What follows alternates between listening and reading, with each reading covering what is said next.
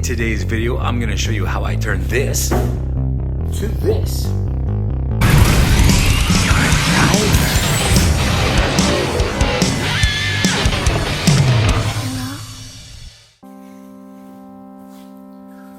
Okay, let me just get this out and get to work. The name of the game today is taking it all apart and getting it ready for a nice base coat. So I'm gonna do a black base coat so I can throw down some white, do my designs and all the stuff. I'm not worried about painting the inside of it because I'm gonna have a solution for that later. But we gotta make the outside look cool and have a cool design on it. And I have to rebuild it anyway, so I figured why not.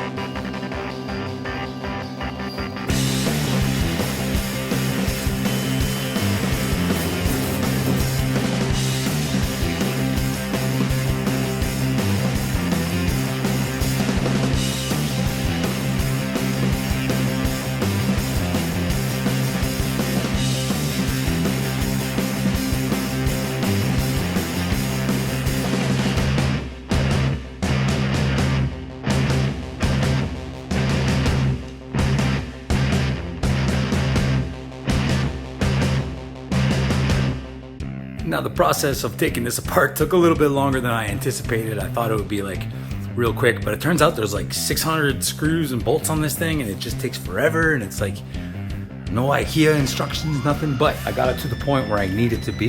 This section here doesn't actually leak on the bottom half seams, so I just have to disconnect that. And to paint it, I'm not gonna bother painting the inside like I mentioned before. I'm going to just paint the outside so I can deal with that. I can make something work. Same thing with the stand. There's nothing on this that actually leaks, so I just gotta clean it up really well, prep it for paint, and then we can throw the base coat on that. These panels here, now that's a different story. I'm gonna have to go piece by piece, scrape all this really gross old, I guess that was like silicone or something. Yeah, embarrassed. Short story long, I've had that sandblaster for at least, man, it's almost 20 years now.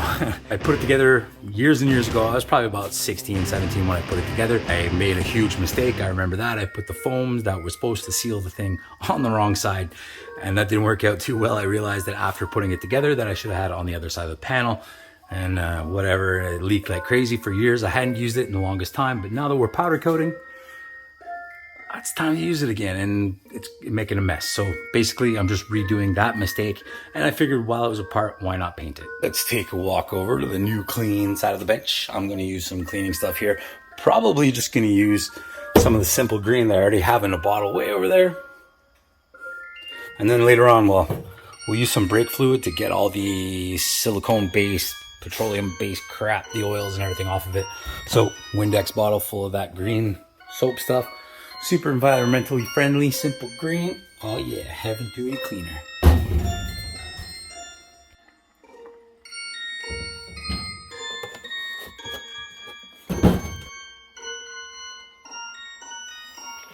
The cleaning process, very straightforward.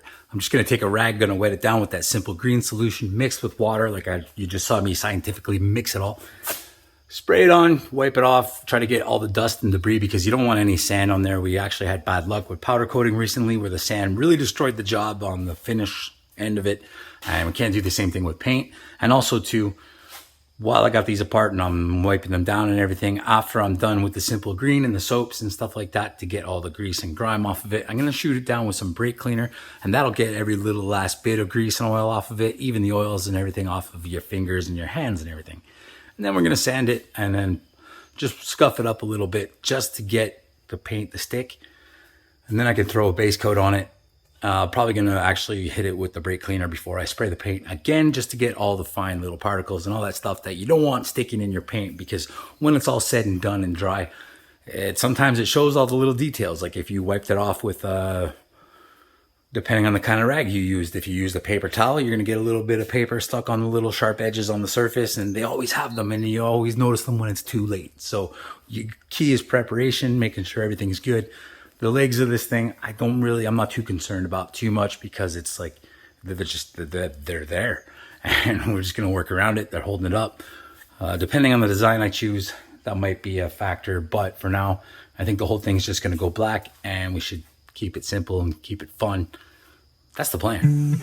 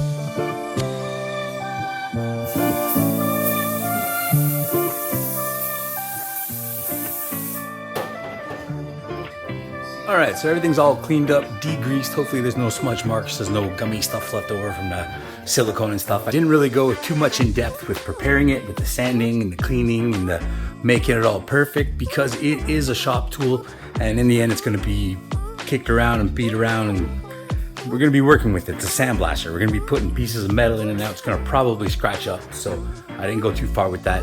And the other reason is I don't wanna tiptoe around it. I don't wanna make it too nice that everybody's afraid to touch it or use it. It's a tool to make everything else better. And you know what I mean? This moment, I'm gonna go ahead and I'm gonna mask off what needs to be masked off. Just that window, really. And then the rest of the stuff, well, I'm gonna start laying down a nice coat of black. That's the base coat. And you'll see why when I get to doing my design. And we'll go from there.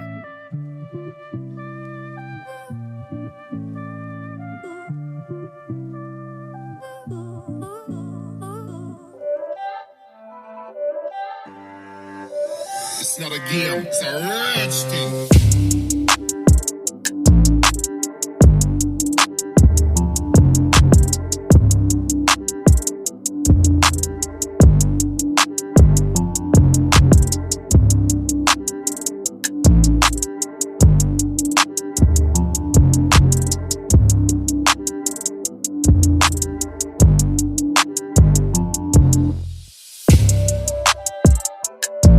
So now that the paint is laid down, let's have a look.